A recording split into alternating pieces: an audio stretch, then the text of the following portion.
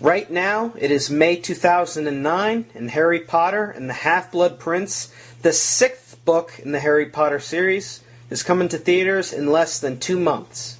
Will it be good? Will it do the book justice? Well, let's go back and take a look at some of the other movies and find out.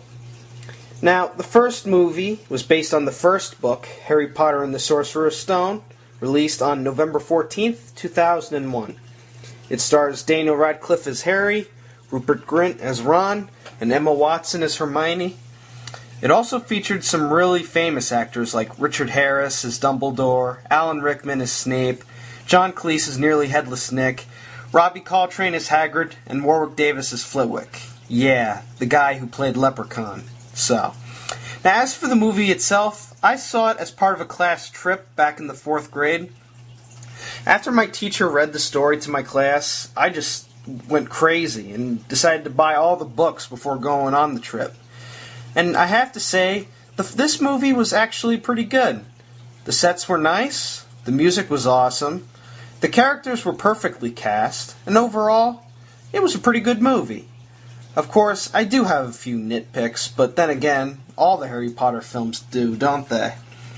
For starters, Peeves the Poltergeist, originally played by Rick Mile, was originally in the movie, but his parts ended up getting cut out. Why?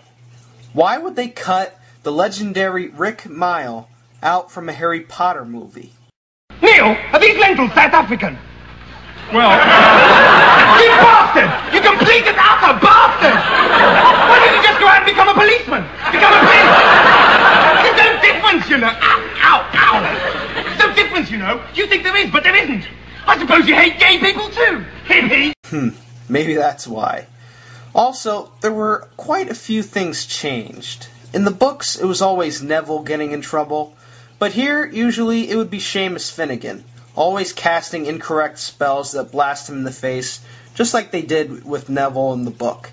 And Seamus wasn't like that in the book. He was always the Quidditch fanatic. He wasn't a jinx. And, they really did cut out a lot of scenes with Neville in them from the movie.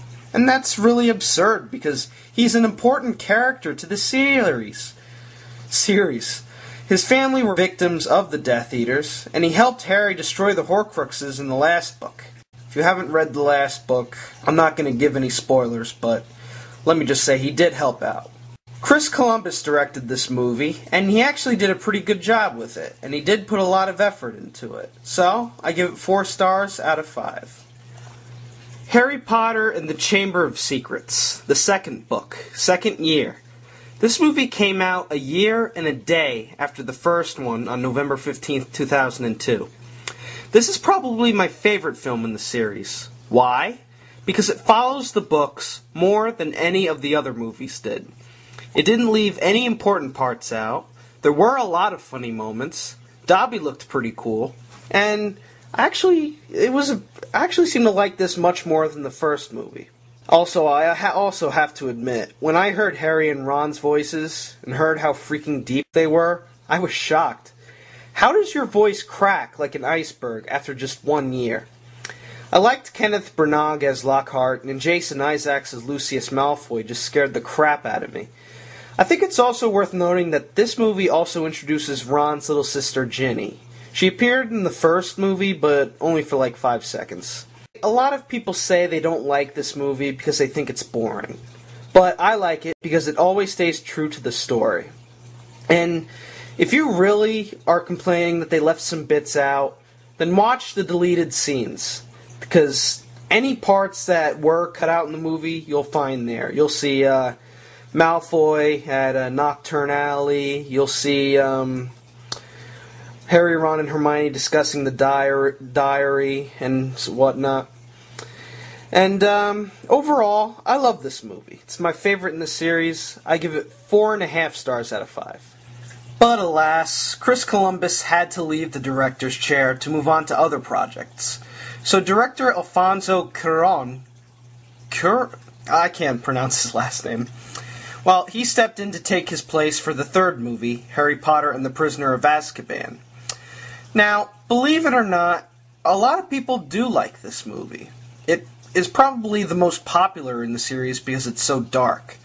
But that's not saying much. The first problem I had with this movie is the sets.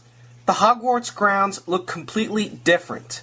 Hagrid's hut is down on the hill instead of in the courtyard like in the first two movies. There's a giant wooden bridge at the back of the castle that originally wasn't there. And I think the Whomping Willow must have sprouted legs or something, because now it seems to have moved further away in the castle. And why the heck is the Gryffindor common room right smack in the middle of the grand staircase when it's supposed to be on the 7th floor? Also, they cut out way too much from the book. Quidditch I can understand, but they cut out a lot of backstory, like how Sirius Black got out of prison and such. It just makes the movie feel short and murky. My favorite scene had to be the night bus. That shrunken head was funny as hell. I just wish he was in the movies more. I did like Gary Oldman as Sirius Black, though. He's probably one of my favorite actors, who's taken roles like Sid Vicious and Sid and Nancy, and Commissioner Gordon in The Dark Knight. Michael Gambon also replaced Richard Harris as role of Dumbledore, after Harris died shortly after filming the second movie. He seems much more dark and down-to-earth than Harris was, and that actually kind of fits the mood of the film quite well. Seriously, I could not see Harris in a headlong wand fight with Voldemort, and trust me, I've seen Unforgiven. Overall, this movie is okay, but it just feels inferior to the first two. I give it 3 stars for effort.